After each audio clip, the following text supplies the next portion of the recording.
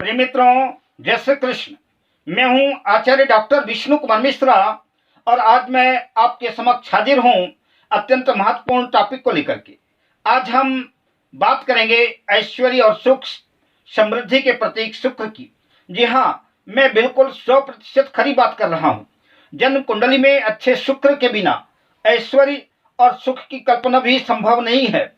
अगर जीवन में सुख चाहिए तो शुक्र का बेहतर पोजीशन में होना आवश्यक है, वरना हम यही कह सकते हैं कि शुक्र साथ नहीं तो सुख पास नहीं। सुख समृद्धि तो शुक्र ही दे सकते हैं। आज हम इसी विषय पर आपसे मुखातिब होंगे, पर उससे पहले आपसे आग्रह, जल्दी से चैनल को सब्सक्राइब कर लीजिए, साथ ही बेल आइकन को भी प्रेस कर लीजिए, लाइक और शेयर भी करें ताकि अधिक से अधिक मित्रों को इस महत्वपूर्ण ज्ञान का लाभ हो सके। साथ में हम जरूरी उपायों का भी जिक्र करेंगे। बहुत से लोगों के मन में शुक्र के बारे में बड़ी भ्रांतियां हैं। ऐसे लोग शुक्र की तुलना कामुकता से करते हैं, वह ठीक नहीं है। शुक्र सौंदर्य, कला और काम का प्रतिनिधित्व करते हैं, पर हम आपको बताना चाहते हैं कि चंद्रमा भी कामुकता को कई गुना बढ़ाता है। गुरु भी कई बार व्यक्ति को गलत रास्ते में ढकेल देता है।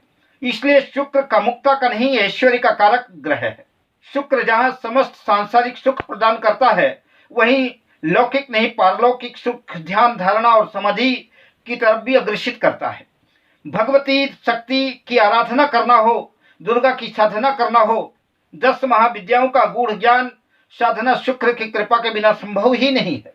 जो ज्ञान देवगुरु बृहस्पति के पास नहीं था, वह ज्ञान शुक्राचार्य के पास था। मृत संजीवनी विद्या, और आप शायद जानते ही होंगे कि देवगुरु बृहस्पति अपने पुत्र कच्छ को शुक्राचार्य का शिष्य बनाया था मृत संजीवनी विद्या सीखने के लिए। मेरे कहने का अभिप्राय, शुक्र के बिना जीवन की यथार्थता सही मायनों में मुमकिन नहीं है। जिसकी जन्म कुंडली में शुक्र की स्थिति अच्छी नहीं है, तो उसके अच्छे दोस्त नहीं बन सकते। कदाचित बन भी जाए तो वो दोस्त टिक भी नहीं सकते।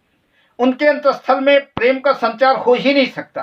कदाचित किसी से प्रेम हो भी जाए तो भी बहुत दिनों तक प्रेम टिक नहीं सकता, उसमें स्थिरता नहीं आ सकती। ऐसे लोगों का प्रेमी इनको छोड़ करके किसी और से प्रेम करने लगता है। आप अच्छे आर्किटेक्ट बनना चाहते हैं, आप अच्छे इंजीनियर बनना चाहते हैं, कंप्यूटर, आर्ट, कला से संबंधित कोई भी पढ़ाई कर रहे हैं, अगर कुंडली में शुक्र की पोजीशन अच्छी नहीं है तो आपकी पढ़ाई पूरी हो ही नहीं सकती। इस बात की पक्की गारंटी है। कोई ना कोई समस्या आपका ब्रेकअप अवश्य करवा देगी। प्राइवेट जॉब या सरकारी जॉब, कैसा भी अधिकारी होना अलग बात है, पर उच्चाधिकारी होना शुक्र के बिना संभव ही नहीं हो सकता। ज्योतिष के ग्रंथों में 12वें भाव में शुक्र को अच्छा माना है, किंतु 6ठे भाव में शुक्र को अच्छा नहीं माना गया है। पर मेरे अनुभव में पाया गया है कि आप भी इस बात को कसौटी पर कस करके आजमा करके देख सकते हैं, 100% खरा उतरेगा।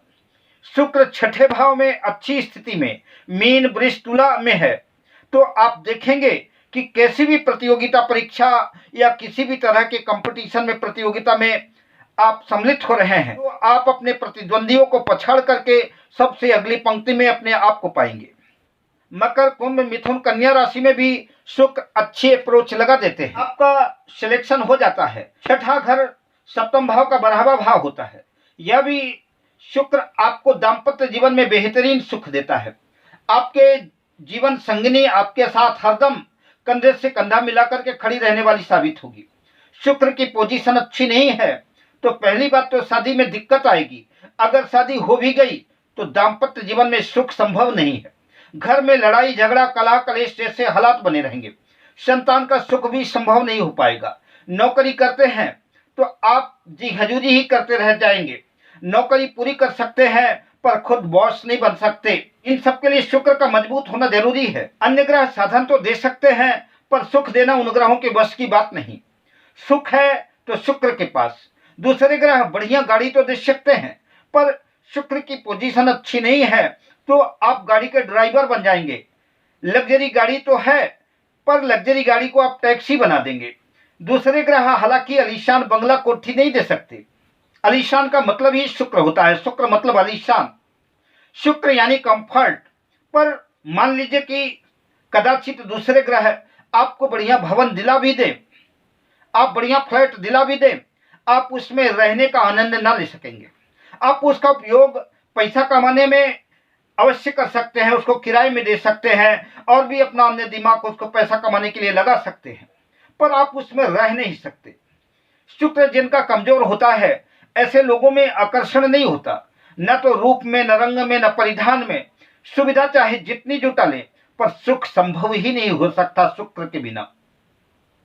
अब हम आपसे चर्चा करेंगे ऐश्वर्य के सुख, वैभव कारक शुक्र को मजबूत करने के उपायों की।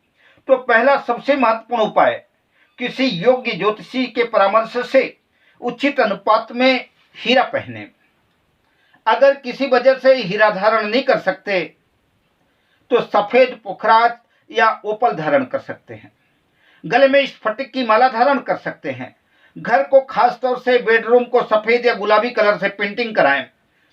साफ सफाई करें, हमेशा साफ रहें।